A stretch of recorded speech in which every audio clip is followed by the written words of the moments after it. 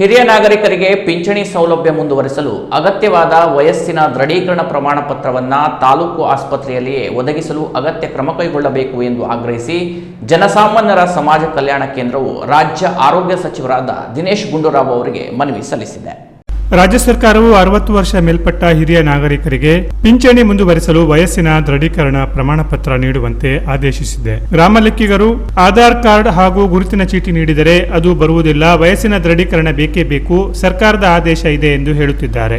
ಆದರೆ ಈ ಆದೇಶ ಶಾಲೆ ಕಲಿಯದ ಹಾಗೂ ಮನೆಯಲ್ಲಿ ಹುಟ್ಟಿದ ಹಿರಿಯ ನಾಗರಿಕರು ತಾಲೂಕು ಆಸ್ಪತ್ರೆಗೆ ವಯಸ್ಸಿನ ದೃಢೀಕರಣ ನೀಡುವಂತೆ ಕೇಳಿದರೆ ಅವರು ನಮ್ಮಲ್ಲಿ ರೇಡಿಯೋಲಜಿಸ್ಟ್ ಇಲ್ಲ, ಅವರು ಜಿಲ್ಲೆಗೆ ಒಬ್ಬರೇ ಇದ್ದಾರೆ, ಸೋಮವಾರ ಮಾತ್ರ ಇರುವುದು ಎಂದು ಹೇಳಿ ಕಳಿಸುತ್ತಿದ್ದಾರೆ. ಈ ಬಗ್ಗೆ ಜಿಲ್ಲಾ ಆರೋಗ್ಯಾಧಿಕಾರಿ ಶಂಕರ್ ಅವರನ್ನ ಕೇಳಿದರೆ ನಮ್ಮ ಜಿಲ್ಲೆಯಲ್ಲಿ ರೇಡಿಯೋಲಜಿಸ್ಟ್ ಇರುವುದು, ಅವರು ಸಹ ನಿವೃತ್ತಿ ಹೊಂದಿರುವರು, ಅವರು ಸೋಮವಾರ ಮಾತ್ರ ಇರುತ್ತಾರೆ ಎಂದು ತಿಳಿಸಿದ್ದಾರೆ. ಹಾಗಾಗಿ ಸರ್ಕಾರ ಪ್ರತಿ ತಾಲೂಕು ಆಸ್ಪತ್ರೆಯಲ್ಲಿ ವಯಸ್ಸಿನ ದೃಢೀಕರಣ ನೀಡುವ ಆದೇಶ ಮಾಡಬೇಕು. ಈ ಹಿಂದೆ ತಾಲೂಕು ಆಸ್ಪತ್ರೆಯಲ್ಲಿ ಬೆನ್ನು ಮೂಳೆ ತಜ್ಞರು, ಕಣ್ಣಿನ ತಜ್ಞರು ಹಾಗೂ ಹಾಲಿನ ತಜ್ಞ ವೈದ್ಯರು ಸೇರಿ ವಯಸ್ಸಿನ ದೃಢೀಕರಣ ನೀಡುತ್ತಿದ್ರು. ಅದೇ ಕ್ರಮವನ್ನ ಮತ್ತೆ ಜಾರಿಗೆ ತರುವ ಮೂಲಕ ಹಿರಿಯ ನಾಗರಿಕರಿಗೆ ತೊಂದರೆಯಾಗದಂತೆ ಆಯಾ ತಾಲೂಕು ಆಸ್ಪತ್ರೆಯ ವೈದ್ಯರಿಂದಲೇ ವಯಸ್ಸಿನ ದೃಢೀಕರಣ ಪತ್ರ ನೀಡಲು ಆದೇಶ ಮಾಡಬೇಕು. ಇಲ್ಲವಾದರೆ ಈ ದಾಖಲೆ ಪಡೆಯುವಲಾದ ಸಮಸ್ಯೆಯಿಂದ ಅನೇಕ ಹಿರಿಯ ನಾಗರಿಕರು ಪಿಂಚಣಿ ಸೌಲಭ್ಯ ಕಳೆದುಕೊಳ್ಳುವ ಆತಂಕ ಎದುರಾಗಿದೆ. ಒಂದು ವೇಳೆ ತಹಶೀಲ್ದಾರ್ ಅವರು ಈ ಸಮಸ್ಯೆಯಿಂದ ಪಿಂಚಣಿ ರದ್ದುಗೊಳಿಸಿದರೆ ತಹಶೀಲ್ದಾರ್ ಕಚೇರಿ ಎದುರು ಪ್ರತಿಭಟನೆ ನಡೆಸುವುದು ಅನಿವಾರ್ಯವಾಗಲಿದೆ ಎಂದು ಆರೋಗ್ಯ ಸಚಿವರಿಗೆ ಸಲ್ಲಿಸಲಾದ ಮನವಿಯಲ್ಲಿ ತಿಳಿಸಲಾಗಿದೆ.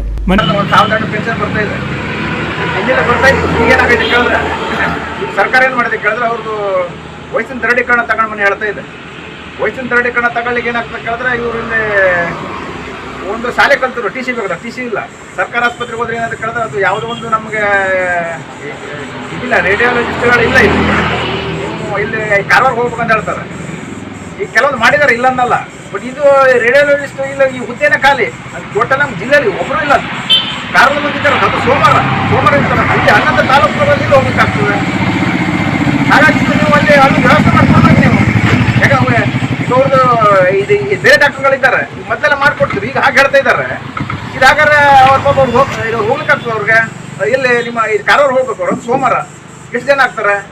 ಕೂಡಲೇ ಆ ವ್ಯವಸ್ಥೆನ ನೀವು ಇದು ಮಾಡಬೇಕು. ಎಂತಕ್ಕಂದ್ರೆ ಅದು ಹೋಗೋದನ್ನ ನೀವು ನಿಲ್ಲಿಸ್ಬೇಕು. ಎಂತಕ್ಕಂದ್ರೆ ಈಗ ನೀವು ಅಲ್ಲೇ ಎಲ್ಲರೂ ಮಂದಿ ಹೋಗ್ಕೊಂಡೆ ಈಗ ಕೆಲವು ಮನಸ್ಸಲ್ಲಿ ಹೋಗ್ತಾರೆ. ಇಲ್ಲಾರೆ ಅವ್ರಿಗೆ ಏನು ಹೇಳ್ತಕ್ಕಂಥ ಶಾಲೆ ಹೇಳ್ತಾರೆ, ಈಗ ಪೆನ್ಷನ್ ಕ್ಯಾನ್ಸಲ್ ಆಗ್ತದೆ, ದೃಢೀಕರಣ ಇಲ್ಲ. ಹಾಗಾಗಿ ನಾವು ಏನು ಮಾಡ್ತಾ ಕೇಳಿದ್ರೆ ನಮ್ಮ ಈ ಸನ್ಮಾನ್ಯ ಇವರು ಆರೋಗ್ಯ ಸಚಿವರು ಒಂದು ಮನವಿ ಕೊಡ್ತಾ ಇದ್ದೇವೆ. ಒಂದು ವ್ಯವಸ್ಥೆ ಮಾಡ್ಕೊಂಡು ಅವ್ರಿಗೆ ಒಂದು ಸಹಾಯ ಮಾಡ್ಬೇಕು. ಯಾಕಂದ್ರೆ ಇಲ್ಲೇ ಒಂದು ಮಾಡೋ ವ್ಯವಸ್ಥೆ ಮಾಡ್ಬೇಕು. ಇಲ್ಲಾಂದ್ರೆ ಇದು ಈ ಮುಂದಿನ ದಿನಗಳಲ್ಲಿ ಎಲ್ಲರೂ ಹೋಗ್ಕೊಂಡೆ ಸಚಿವರ ಕಚೇರಿ ಒಂದು ಹೋರಾಟ ನಿಲ್ಬೇಕಾಗ್ತದೆ. ಸಲ್ಲಿಕೆಯಲ್ಲಿ ಜನಸಾಮಾನ್ಯರ ಸಮಾಜ ಕಲ್ಯಾಣ ಕೇಂದ್ರದ ಅಧ್ಯಕ್ಷ ಅಗ್ನಿಲ್ ರೋಡ್ರಗೇಶ್, ಸರ್ಕಾರಿ ನಿವೃತ್ತ ನೌಕರ ನಾಗೇಶ್, ಹಿರಿಯ ನಾಗರಿಕರಾದ ಬೀರ ಪಟ್ಗಾರ್, ಗಣಪತಿ ಪಾಂಡು ಪಟ್ಗಾರ್, ಏಕನಾಥ್ ನಾಯ್ಕ್, ವೆಂಕಟೇಶ್ ಎನ್ ಟಿ ಪಟ್ಗಾರ್ ಇತರರು ಇದ್ದರು. Canara plus news, Kumta.